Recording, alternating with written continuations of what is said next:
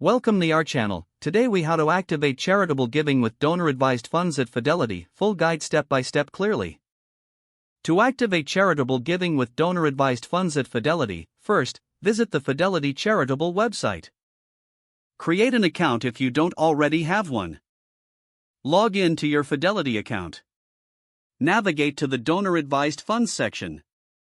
Review the overview of donor-advised funds to understand the benefits. Click on the Open a Donor-Advised Fund button. Fill out the application form with your personal information. Provide details about the initial contributions and funding sources. Choose the charitable organizations you wish to support. Set your philanthropic goals and preferences for grant making. Review the fees associated with the donor-advised fund account. Submit your application for review. Wait for confirmation from Fidelity regarding your account setup. Once approved, fund your donor-advised account. You can make contributions using cash, securities, or other assets. After funding, you can recommend grants to your selected charities. Use the online portal to manage your donations and track your giving. Ensure you regularly review your philanthropic strategy to align with your goals. Take advantage of any educational resources Fidelity provides on charitable giving.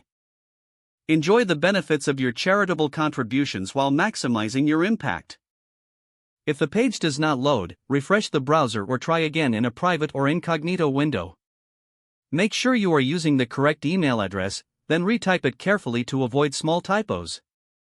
If your password is not accepted, use the reset option and create a new strong password you can remember. Check your spam folder for verification or security emails, then complete any requested confirmation steps. Enable two-factor authentication if available to improve account security and reduce unauthorized access risk. After signing in, review your profile details so your contact information and settings are accurate and current. If you see an error message, note it down and try again after restarting your device and internet connection. Log out when you finish, especially on shared devices, to keep your account and payment information secure. Don't forget to like this video and subscribe to our channel for more step-by-step tech guides.